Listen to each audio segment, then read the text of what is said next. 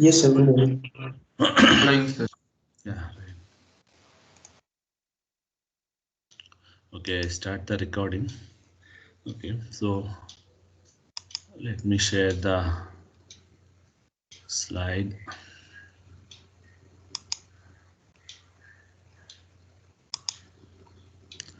Okay, so is this slide visible? Yes, sir. Oh, good. Okay, so quickly, is there any questions in the last discussion? Hmm?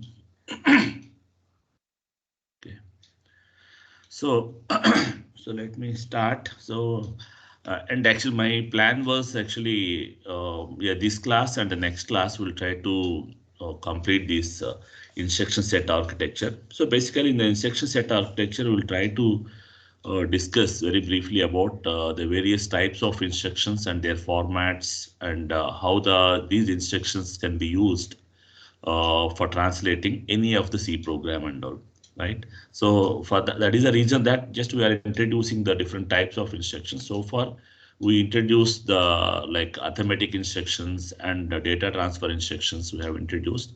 And now in this following, today we'll try to introduce like logical operators.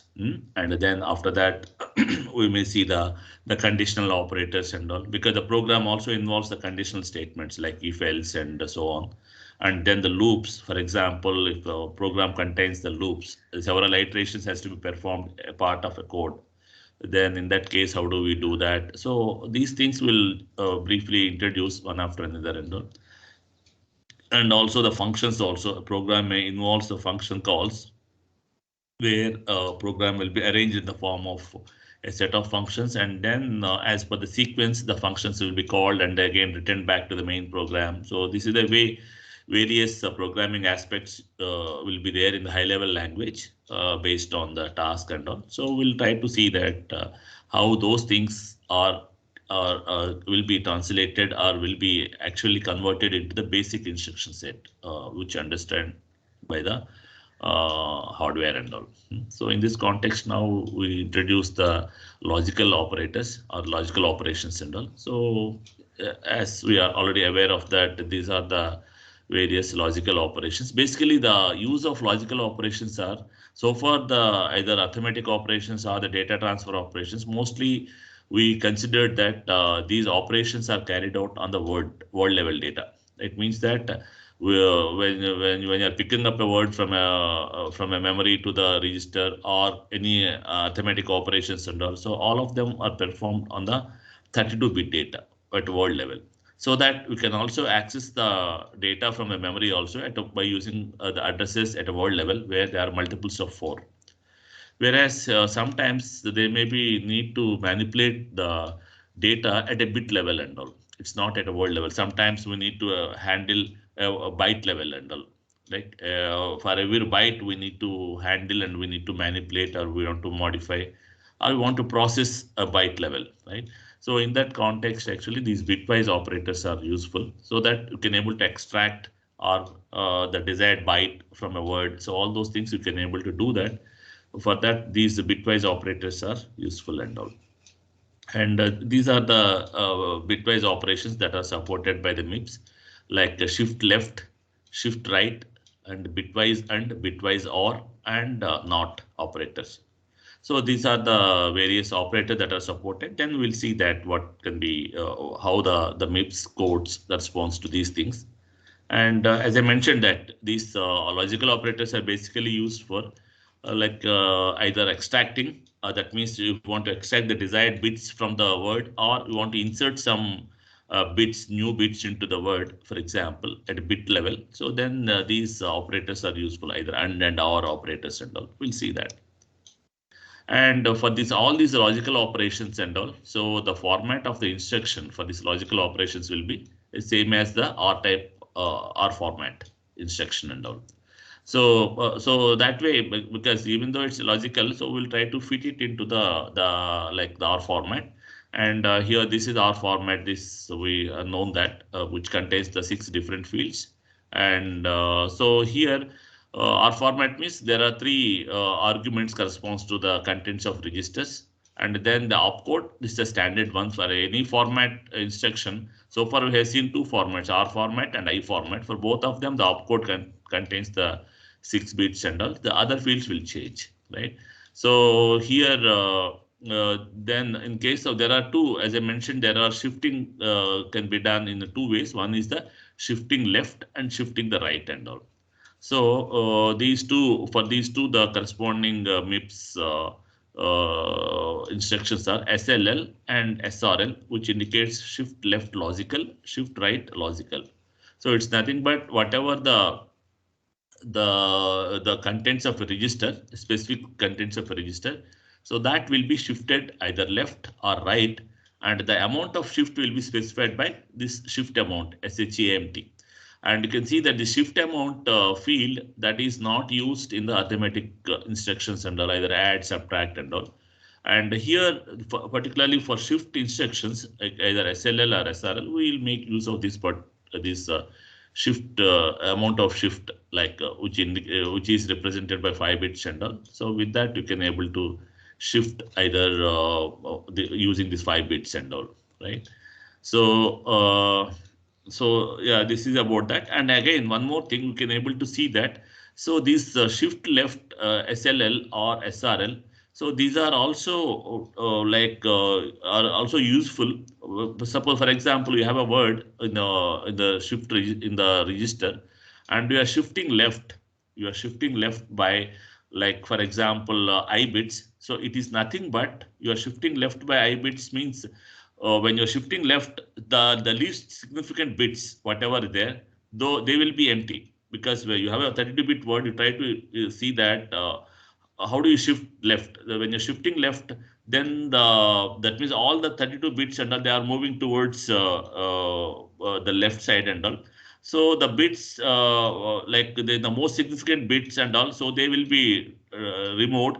And then at the least significant side and all, you have empty bits will be there in the register and all. So those empty bits will be filled up with the 0. That is the way the shift left operation will be performed, right? And the bits that are overflowing the register and all, so they will be simply removed, ignored. And the bits that are emptied, they are just shifted, and then the register contents of those shifted bits and all, they will be filled with the 0 and all. So when you do that, what happens was, actually you can able to see that the content of this the register contents are multiplied by the 2 power I and all, multiplied by 2 power I. You can able to see that. You can able to that multiplied by 2 power I, right? And similarly, shift right logical, it is nothing but just opposite operation. That means we are shifting the bits towards right. So when you're shifting it towards right, then what happens? These leftmost bits will be, so they will be emptied. So those leftmost bits which are emptied, they will be filled up with a 0 and all. They are filled up with 0 because they are empty, they are filled up with 0. And that is nothing but there's the equivalent to division by 2 power I. And here this division operation will be holds good only for unsigned numbers and all. You suppose if the contents of a register that you are representing with the signed representation, then the shifting by I bits towards right, it's not equivalent to the division by 2 power I. This division will be holds good only for the unsigned numbers and all. If it is unsigned content, then if you are shifting by like I bits towards right, it is nothing but you can able to see that the contents that are left over in the register are the register contents after shifting.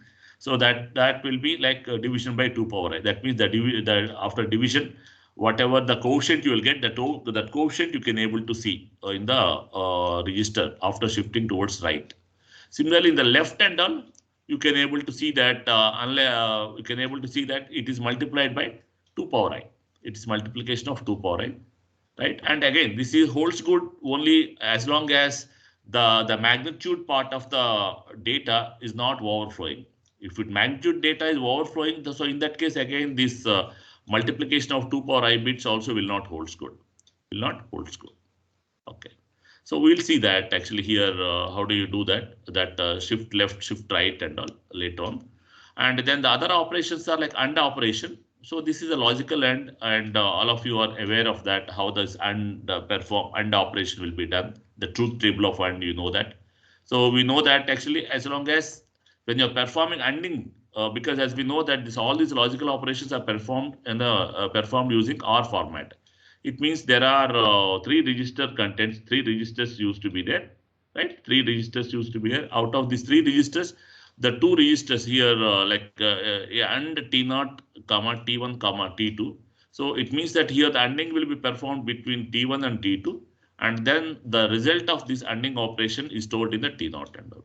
So let us see the example. This is the like T0 the T1 and T2 contents. These are the register contents. And when you perform AND operation over this, so you can see that wherever these two bit sequences, with the corresponding bits, if both are one, then you'll get the outcome will be one, and either of them are zeros, then the output will be zero. Then the output will be zero. So that way, if you look at here, you can able to see that the output will be only two ones will be there in the positions of like this one, like a 10th and 11th and all, 10th and 11th bits, right? And the remaining all bits will be zeros and all. Remaining all the bits will be zero, right? So this is the way you can able to perform AND operation and all. And basically this AND operation will be used to mask the bits. Yeah, what it means here is that suppose you have a 32-bit sequence is there in the T2 register, and in that we want to extract only these 4 bits, for example, only these 4 bits, whatever here marked with the color and all. So in that case, what we do is that we'll keep the other register content such a way that whatever the 4 bits we want to retain, so those 4 bits will be kept as 1, and the remaining other bits will be made as 0. So and then if we perform the AND operation and all, so all the zeros under they will mask. That means output will be zeros, and wherever there is a ones are there, so in those ones, whatever the other register contents are there, the same register contents will be retained, and the remaining all other bits will be masked. So that way, if you want to extract the desired bits, or like for example, if there's 32-bit word, if you want to extract the second byte or third byte, and also you can use the AND operation by properly masking the desired bits and all. And the R is the same way, but this is the way it performs the other way. Like suppose you want to include some new bits into the register, so into the contents, inserting the bits and all. So in that case, we can use the OR. And so this is the like instruction for OR, and you can able to see from this. And here we try to insert this one, like these 2 bits and all. Like in that case, we have to keep accordingly. And it means that here also we use the same mask and all. But here, whenever the zeros are there, if you can able to insert ones over here and all, and the remaining bit sequence will be as it is. And then come to the NOT operation, it's nothing but inversion. And this NOT operation usually performed in the MIPS using direct NOT operation. Instead, it using a NOR operator and all. Because here the NOT operation means again we need to design a separate or a specific circuit for that. Instead, already we have our circuit was there, so we can use the NOR operator for performing even the NOT operation also. NOR anyway you can able to carry out because you have 2 inputs, and for performing NOR is nothing but you perform OR and then over that NOT can be done. And if you want to perform a NOT operation separately, where the NOT expects only one argument, like you have a 32-bit number, you want to perform NOT over that. So for this, you can able to carry it out implicitly by using a NOR operation, using a 0 register and all. Suppose the contents of T1 contains some 32-bit sequence and all, you want to perform NOT, you want to invert the bit sequence. So what you can do, you can use the NOR performing a NOT operation. That means here the intention is that the contents of T1 has to be inverted. So for that, there is no specific NOT directly is there. So, but it is performed by using a NOR operator. So for that, as a NOR, and also it expects the 3 register content. So therefore, T1 is the content of register where it need to be inverted. And for that, we will keep another register known to be 0 register. We know that it always contains all zeros and all. Like it always contains the zeros, 32 zeros. And now you can able to perform an OR operator. So that means you perform OR over first T1 versus 0 operator. You will get whatever the OR content, and over that the inversion can be done. Right. So this way you can use the NOR operator to perform a NOT operation and all. And right. So then yeah. So far these are the various operators that are corresponds to the logical ones. We have seen that the shift operator, and then we have seen the like and OR operators, which are very common, and an NOR operator also. And then the another set of operators that are very commonly used in the programming language corresponds with respect to the other simple devices, like for example, you have simple calculators and all. So where it supports maybe the arithmetic operations like plus, minus, multiplication, division, and other logical operators. But they generally they don't support the conditional operators. They don't have any conditions to check whether this particular number is greater than, less than, or whatever. So in that case here, usually the programming languages very much use these conditional operators at several instances and all. And these conditional operators in the MIPS, in the normal high-level language, they are like they have varieties of languages like if else and all, and switch statement, and have other types of statement. Go to the label or something like that. There are various conditional operators are there in the high-level language. And whereas in case of MIPS, these conditional operators are supported by these three instructions and all, like a BEQ, BNE, and J instruction. BEQ means branch if equal, and BNE is nothing but branch if not equal, and J is nothing but unconditional jump. And here, yeah, just mentioning the conditional operator means here these two BEQ and BNE are the conditional jumps or conditional branches offered by the MIPS and all. And for this, what condition you are checking here? Just this is there are two registers will be there, source registers and all. And then you will just check the contents of the source register. They are equal, then branch to the to some other address. That means you go to the particular address, and from there onwards you start the execution and all. And the other one is a BNG. It is nothing but here there are two registers. It will check the contents of two registers. If they are not equal, then go to the specific label, and from there onwards you to start executing and all. And so these two are like a conditional statements. They are like more or less they are one and the same only. Like because here check the equality condition, here we check the not equality condition, and if it is equal, then you change the control from the instead of sequence to the some other place. Whereas here, if it is not equal, then you display that you branch to some other location. Whereas the jump L1, it means that here this is unconditional jump. It means that it's a normal statement where simply the program control will be changed to the desired location specified by the L1 and all. Here this L1 is nothing but address. So this is unconditional jump, whereas the other two are the conditional jump. That means they will check the condition based on the two register contents and all, and then based on the condition, the jump or the branch takes place and all. Yeah, this is just an illustration for a simple example.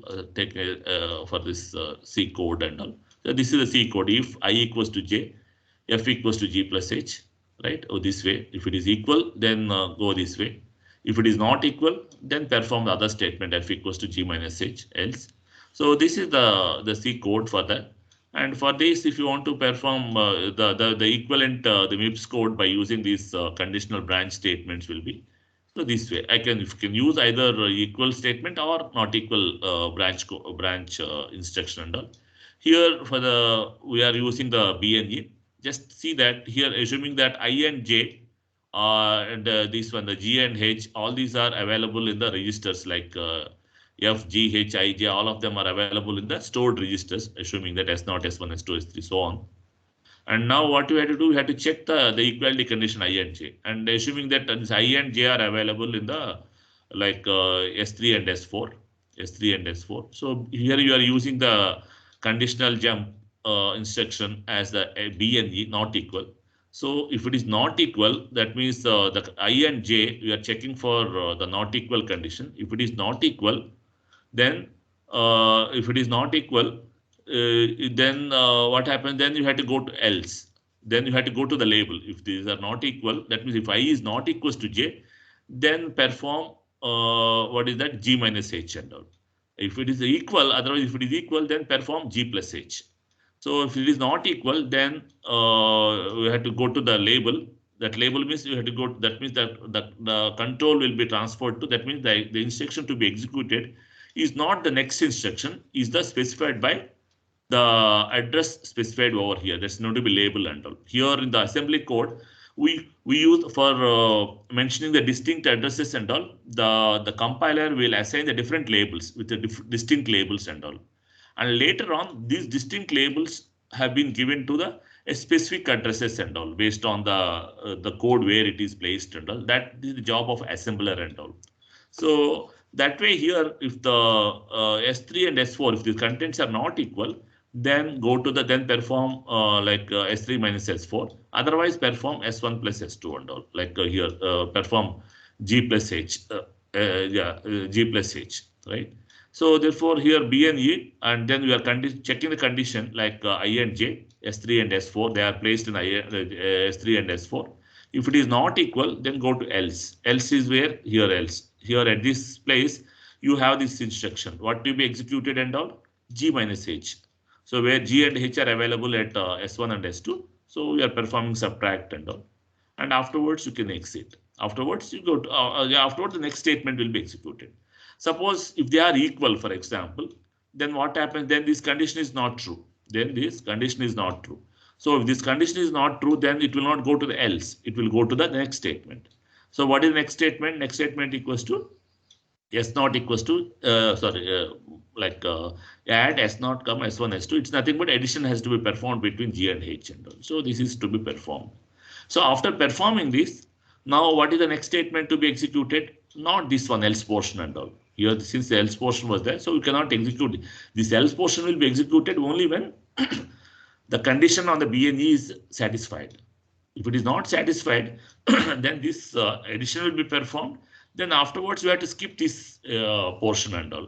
So therefore, you can keep the unconditional jump, where this unconditional jump, where this control will pass on to the instructions or the set of instructions following this particular else statement and all. So therefore, this is the exit. So that way, this is just to illustrate that how to use the conditional and unconditional jumps in the same program and all, right? So this is the way you can use the conditional, unconditional MIPS statements, MIPS instructions for performing the conditional code for translating the conditional code in the C program and all, in a high level edge program. And we'll see that how these addresses are computed and later on, actually, when you're discussing about various addressing modes, so there you can come to know that how these addresses are computed, like all these for varieties of formats and all.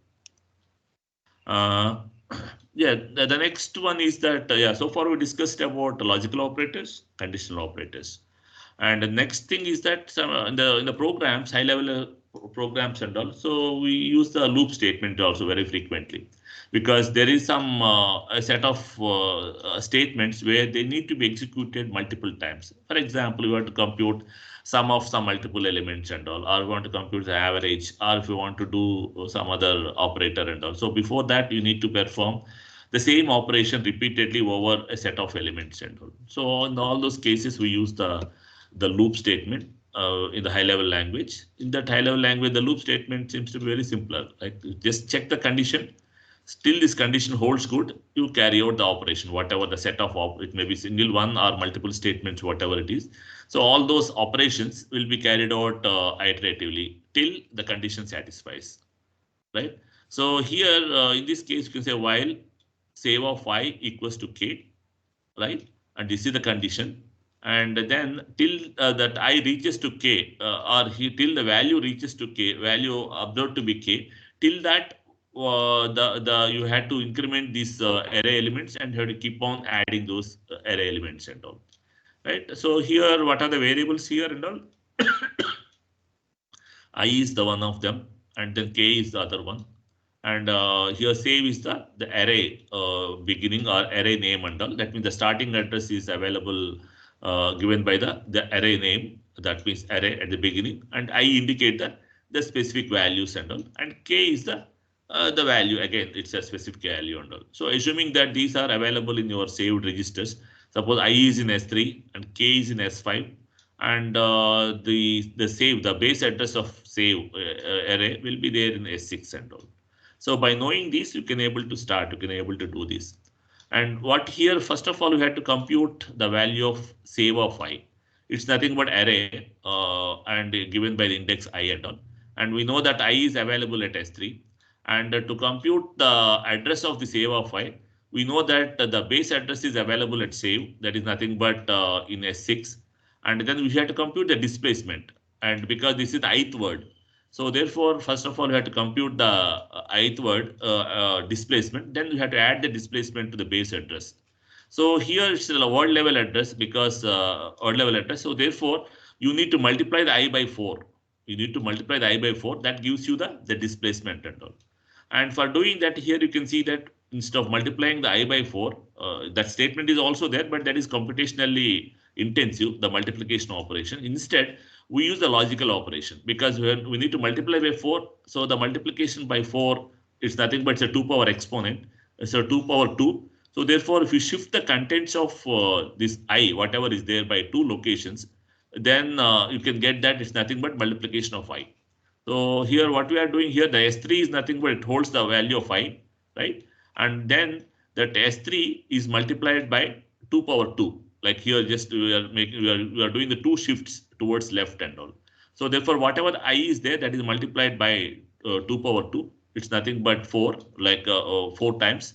And then that will be shifted to that whatever that result there, that result will be placed in the temporary register T1 and all. So now we got the displacement. The T1 now holds the displacement of the word from the base address and all. So now we want to get the actual address and all, the displacement has to be added to the base address. So now where is the base address? Base address is available in S6. So therefore we have to perform the addition between the displacement and the base address. So the displacement is here T1 because the T1 we have computed just now before. And then afterwards we are performing addition so that we got the actual address of the save, the total save of I, the actual total address we have got. And after you get the total address and all, then by using a load word, you can able to load the total, the value that is present in save of I to some temporary register and all. So for that, now this T1 is the overall address, the entire address, that means the address of the specific location. So therefore, here the displacement, there is no displacement is required here. So therefore, you can see that the 0 is kept as a displacement, and then the contents of T1, it's nothing but the actual address of the entire save of I. Because the save is nothing but array beginning, I is nothing but the specific location.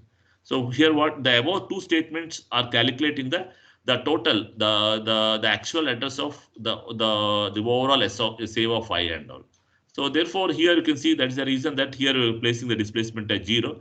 And then anyway, this is the register content where the T1 contains the register content. That is nothing but the actual address and all.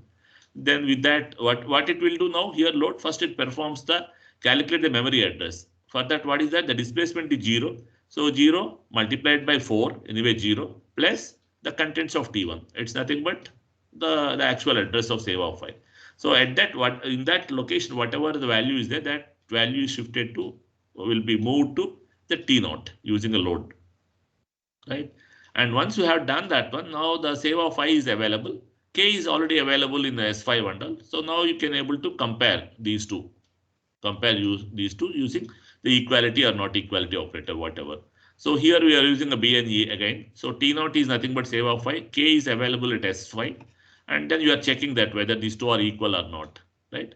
So and here we are checking for not equal. So if these two are not equal, that means if these two are not equal, then you have to skip. That means the while loop will be broken. So therefore, here what you are doing, first you are checking not equal, then exit. That means you are coming over here and otherwise, suppose if this condition doesn't met, then we have to increment I. We have to increment I. That means add immediate I, right? Where the I is available at S3. So we had to increment I. So S3 to S3 plus 1, and after that what we had to do, and again we had to iterate the loop, then jump to the loop. So here the loop is nothing but it's a label. It's nothing but just an address and all. Like initially an assembly code will give you a specific labels, like whatever the names you can give and all, distinct names and all. And later these names are not to be labels. These labels will be translated to the actual addresses and all. And this is the unconditional jump, because after this statement, then immediately it has to go to the next iteration. So therefore jump loop, this is nothing given by the address and all, then you will go in here and all. So likewise, this loop will be executed as long as this particular statement doesn't met. This particular statement meets, like for example, here we are using branch are not equal and all. Unless these two are not equal, then this particular loop keep on executes and all. So that way you can perform the loop statements that we can able to translate the loop statements using this assembly code and all. Okay. And yeah, then one more terminology here and all. So here in the first the compiler when it tried to translate the code from the high level language to its corresponding assembly code and all, it first tries to check the code by using these branches and the jump statements and all. It means that actually it will try to first of all split the whole code into different blocks, basic blocks. Here the definition of basic block is nothing but a block or a sequence of statements where there is no branch or jump statements are not there. It means that if there is no branch or jump statement, if it is not there, it means that the sequence of instructions will be executed sequentially, like one after another and all. Start with the first statement, then go to the PC plus 4, that means the next statement, then go to the next statement. Likewise, the instructions will be executed sequentially without any issue at all. One after another, it will keep on executing and all. And if there is a conditional statements like a branch or like a jump statement, jump is any unconditional one. It again, the control will be always shifted, changed. And a branch is the conditional statement. Here, it may execute the next statement, or it may be the control will be changed, it may skip the next statement and all. So that depends upon the result of the branch and all. So therefore, the compiler first try to split the code into the different building blocks, different basic blocks and all. And the definition of basic block is nothing but in the basic block, there should not be any branches or like a jump statements and all. So that the idea is that if you take that basic code, then the basic code will be executed in sequential without any jumps, without any transferring the control from PC to PC. Instead of PC incrementing, simple incrementing, it will not change at all. So that way we will divide the whole code into the basic blocks, and then these basic blocks can be run. And if required, if you have multiple processors are there, these multiple processors can be run these basic blocks of the multiple basic blocks of a same program can be run parallelly also. So that way the compiler will just split the code into the basic blocks, and then it will try to optimize the running of the code on the multiple processors and all. So this is the term, like the basic block and all.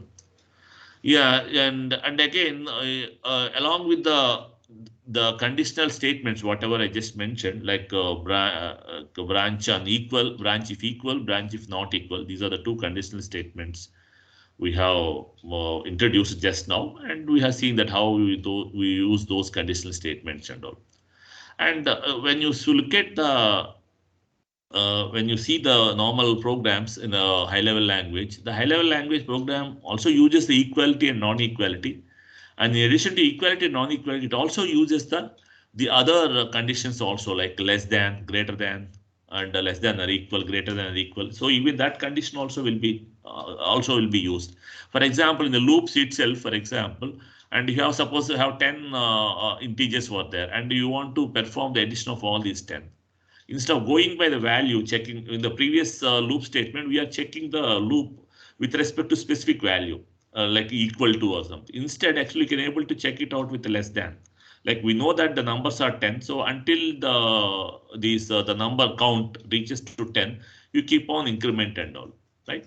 Instead, actually using the equality or non-equality and all that. So therefore, in the high-level languages where we use the like the conditions other than equal, not equal. So we'll see that how these the other conditions, other conditional statements like less than, greater than, and those things, how they are implemented, how they are will be translated into the assembly code and all. So for that we can use the simple BEQ and also, and but to simplify further, we introduce another two more conditional operators in the assembly code, in the assembly language, in the instructions and all. So they are like this way, like SLT is nothing but set less than. So it means set if less than. It means that here this also again follows the R format. You can see that set if less than, where RD, RS, RT, that means it's R format instructions and all, which contains the three register arguments, right? And here the way this instruction works here is that, as we know that here RS and RT are the source operands, and the result, whatever is there, that result will be placed in the RD and all. Here, what we are doing less than, it means that here we are checking these two sources, RS and RT, contents of RS and RT. If the content of RS is less than RT, then you have to set the register RD. It means that the register contents of RD are set to 1. That means you have to place value 1 in the register RD. Otherwise, the register contents will be 0 and all. Otherwise, the register content will be 0. So it means that you need to set either 1 or 0 based on the comparison of RS and RT. That means if RS is less than RT, then RD will be set to 1. Otherwise, the RD is 0. Other than RD will be 0. So this particular statement will set the contents of RD as either 0 or 1, that depending upon the RS and RT contents and all. If RS is less than RT, then RD will be 1. Otherwise, it will be 0. And this is its immediate version and all. Immediate version means here one among these two source operands, the one of them will be the immediate. That means one of them is the content, the value itself. It's a constant. It's a value itself. Here what we are doing is RS and constant. These two are compared. That means these two are compared. If RS is less than the constant, then RT will be 1. Otherwise, it will be 0. Otherwise, it will be 0. Because this constant will come across this constant very frequently in the loops and all we have seen. Because the user will give the input as n, for example. Then that n has some value will be there. Then you can directly place that value here itself, write itself in the statement. Then you need not again, because the advantage of using the immediate instructions are nothing but one of the operand is directly available in the directly in the register, in the statement, in the instruction itself. So therefore, there is no need to fetch that argument again, right? Otherwise, no, you have to fetch the argument either from the register or from the memory or whatever, where it is available and all. So if you want to perform the faster, then one of the operand can be placed directly in the can be coded, can be placed directly into the statement itself, so that there is nothing, no need to fetch from anywhere at all, because some of the bits in the instruction itself represents the constant. You can directly use that constant for the desired operation, or whether it may be for addition or it may be for comparison, whatever it is, right? And yeah, the use of here we are introducing these two statements, SLT, set of less than, set on less than. So this is used to take care about the other conditional statements that are equivalent to the high level language, that is less than or equal, greater than or equal. So those things. For doing that, but we are not using these branch instructions directly of representing that one. That means we are not doing that branch less than or equal, or branch greater than, or branch less than. That we are not doing. We are just checking the two simple conditions of the branch, if equal or if not equal. That we are doing. That is the simpler operation. You can do that, but we cannot do that branch in with respect to the other conditions like less than or greater than. The reason is that performing a less than will take some amount of time, and afterwards, based on the result, to perform the branch, again the branch will take branch. To perform a branch means again you need to perform an address calculation, where to branch and all. So putting these two operations together will need a longer time. Will need slightly longer time compared to the normal instruction execution time and all. So with that, what happens? These instructions like a branch less than or branch greater than, these instructions will expect or will need more clock time, more clock period time and all. So with that, it pull down the clock rate and all. Whereas all other instructions requires the clock rate is less. Whereas since this branch less than or branch greater than, they involve the more operations to be performed inside that. So therefore, it needs more clock time under, more clock cycle time under. Like, so if it requires more clock cycle time, means it is nothing but inversely with respect to clock rate or clock frequency, we need to pull the clock frequency. That means clock frequency will be reduced. Earlier it may be 2 gigahertz. Now because of this, we need to reduce the clock to 1 gigahertz. Reduce the clock to 1 gigahertz. So with that, the clock period will be doubled. Clock period will be doubled so that it can accommodate this particular instruction. But it harms the remaining all other simple instructions and all. So therefore, usually instead of using these complicated instructions and all, we use the these two, the same operation will be performed by using the two faster instructions. That means first you perform the less than instruction, and then afterwards you perform the branch are not equal or branch are equal and all. So these two, combination of these two is nothing but it is equivalent to branch if less than or branch greater than and all. So that way, these complex instructions will be carried out by using two faster instructions so that the clock will not be affected and the overall performance will not be compromised. So these are the things, whatever I just mentioned over here. Why the BLT, BGE are not used, are not as part of the basic instructions of the MIPS and all. So the reason is for that, because to perform a less than and afterwards branching operation and all, so it will slow down. That means it requires more time to execute the entire operation and all. So therefore, instead of using this complex instruction, the same effect of this complex instruction can be carried out using the two simple instructions or multiple instructions. So yeah, so that way you can able to use these instructions as I mentioned, like you can, it means that we are expanding the scope of this conditional instruction. Earlier we have only equal, not equal. Now we are also accommodating less than, greater than, and so on also, right?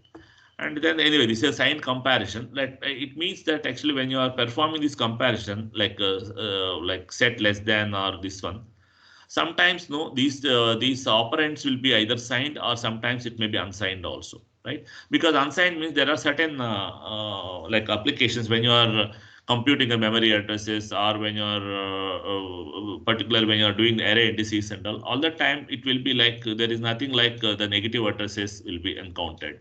So in that case, usually we'll go with the unsigned numbers and all. And in the normal case, actually we use the signed convention and all. So therefore, for resolving these two, we have two separate statements will be there, set less than or set less than u. Set less than means here the contents of registers are the signed one, indicating the like a 2's complement representation. And whereas SLTU means actually here it is unsigned version. So that means the contents of S0, S1 are the unsigned representation and all. So accordingly, by using these two statements and all, the comparison will be made, and then the registers, the destination registers will be set accordingly. So that is about signed versus unsigned. So the next and the very important one is that procedure calling. So far we discussed about the other different operators and the loops, conditional statements, and extracting the desired bits, and also all these things we have discussed. And we know that in the high level programming, or if you if you want to write a program for an application, for a realistic application, which is a very complex one. So instead of writing the code in a sequential way, we'll try to split the task. We'll try to imagine the task as a different subtask, and then each of the subtasks will be coded separately, and then these subtasks will be, you can call as and when it's required in the program and all. So what I mean to say is that when you're writing the program, you try to write the program in the form of different modules, where each module can be viewed as a function call or procedure call and all. And as per the desired requirement, the main program will call those functions as and when they are required and all. So that way the programming is also simpler, and so we can able to effectively perform that. This is so here in this case, in case of assembly language, how these function calls are implemented. It means that suppose there is a function call, or if the functions are using inside the high-level language program. So how those are translated into the assembly language. So that means basically how the compiler translates the program which involves the function calls to an assembly language program. So for that, so these are the steps, very generic steps. All of us will know that if there are functions are involved in the program, first of all, the parameters need to be passed, right? And afterwards, you need to go to that particular function, right? Subroutine or whatever, and you had to execute that entire subroutine. And after that, again, you had to return back to the program where you called that particular function call. So the same thing over here. Here also here. So before that means when you're calling a function, you need to pass the parameters. Like so in a high-level language program, we directly specify the parameters within the braces, like based on the types or whatever and all. But here in the case of assembly language, so those parameters will be just pushed into some set of registers. So those are known to be argument registers. Now we'll see that later and all. So first, because the parameters need to be passed, and then based on those parameters, the function call will be executed. So these parameters will be first passed through the like using these registers.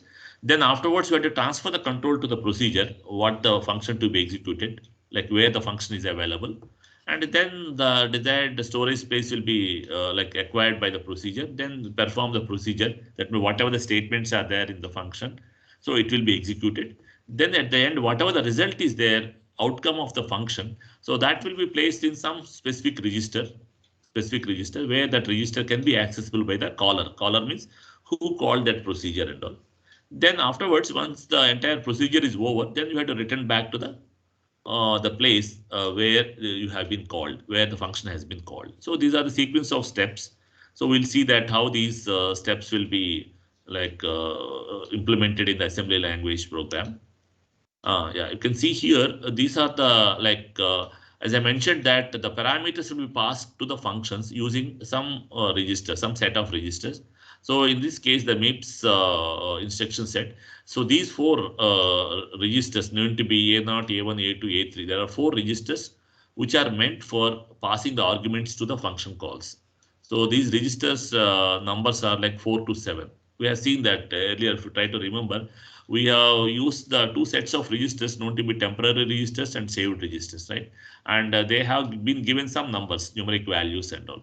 Similarly here also, because altogether we have only 32 registers, so the numeric values for these registers will be starting from 0 to 31, right? And so accordingly here, these four registers like A0 to A3, so they will be numbered 4 to 7. So these registers are used to pass the arguments. And likewise, for returning the result, we use these two registers, V0 and V1. And so these are the numbered with the 2 and 3. These are the registers meant for outcome, passing the outcome to the caller or the program, the main program where it has been called. And anyway, T0 to T9 are the temporary registers. And here the one thing is that if we are the program, that means the callee, the procedure where we have called, so that is known to be callee, right? And a caller is nothing but from the main program. If you are calling some procedure, then the main program happens to be caller, and the subroutine, whatever you have called, is known to be callee. And here callee is also nothing but it also contains some set of statements to be executed, right? And so in that in that execution, it can use the temporary registers. It can use the temporary, because the function of temporary registers are by name itself.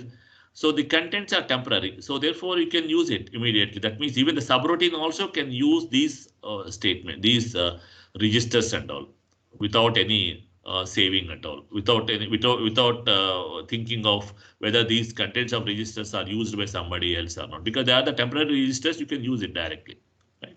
But if you want to use the saved registers S0 to S7 by the subroutine or by the function call, by the particular function procedure and all, then before using these registers and all, you have to be first saved. You have to first save these registers, and afterwards you can use them. because you have to save these registers, you have to save it somewhere in the memory, right, before using them, and then you can use these registers and all. And once the work with these registers are over, then again you can recover the previous contents, whatever is there, whichever is stored, that will be again placed into those registers, and it can be used later on by the program, whichever is stored earlier, right? So that way, this the distinction between T0 temporary and the saved registers is that you can use the temporary registers by a subroutine without any further storage, but S0, S7 and all, so you have to be store it, and then these are the, again, there are 4 registers over here. You can see here GP, SP, FP, and RA. So these are known to be like GP, SP, FP. These are known to be like addresses corresponds to some pointers and all. Like pointers means some specific locations. So here the GP means global pointer. So usually in the, when you're writing a code, when you see in the high level language, you have some static data where the values in those variables will not be changed. They will be there. They will be used across all the procedures within the main program and all. Across all the procedures, you can use that data. They will not be changed at all, right? So there is going to be like static data or the global variables or whatever. They can be changed, but all of them can able to access that. And there are local variables where those local variables and all used by the specific procedure. Within that means the local variables can able to observe only that specific procedure. When you go out, then that will be gone. That means you can reuse them.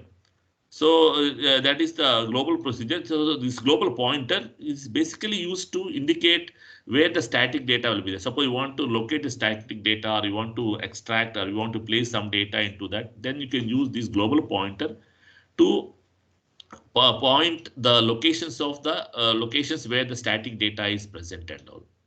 And the stack pointer, I will tell you that what is the use of stack pointer and all. Stack pointer will be used like by the procedure where when it starts using the when it's moving from the main program to function call. At that time, the stack pointer maintains all the local variables and other related information will be placed in the stack pointer and all. So we'll see that. And again, the frame pointer is one of them. I will tell you that what is the use of frame pointer and all. You can use these frame pointer, stack pointer, both of them together to access the data, or to locate the data in the when the procedure is executing and all. A return address is nothing but suppose you are transferring control, or suppose you are calling a function, for example, from a main program. And then after the function is over, and again the control has to be written to the next address of the main program, where from where the function call has been initiated and done. Suppose, for example, at 4000 you are calling a function call, and the next instruction will be 4004, for example. So when you are calling a function call, the function may be there at some other location, maybe at some 32,000 maybe. And it may have some 100 lines, and then after computing that, then again it has to come back to 4004. So, but now while executing the function, you are transfer the control to the 32,000, right? And after that, after completion of that function, again you have to come back to the next location, or the next instruction and all. So therefore, this return address is nothing but when you are calling the function, you pass the address of the next instruction to be executed at the end of that program. Will be placed in some specific register that's known to be a return address and all. So okay, we'll stop here at this point, and we'll continue this in the next class. So so these things and all, I'm just going a bit faster because all these things are, most of them are will come across in the in the first year programming, or like at algorithms course, or at different points of time you'll come across. So, but here the thing that you need to infer here is that how do we do it, how we are doing that, how we are translating the high level language code to a machine code. The machine code, we are not directly doing a machine code here, but there is intermediate from the symbolic one where we can able to understand. We can able, the human or as a programmer, as a person, we can able to understand what is the machine level operations and how the translation is taking place. And those things you can able to observe if it is a symbolic form. So that's why the translation we are doing from the high level language to symbolic form or assembly code, where you can able to understand something, and encoding this assembly code to the actual machine code and all. Anyway, that will be carried out by the assembler, where it takes care of all these labels, everything it will be done. That means here we mentioned a label and all. So those labels will be again decoded to or to a specific addresses based on the available memory and other things. Okay, we'll stop here at this point, and you may have class. So those who have classes, you can leave. So I'm.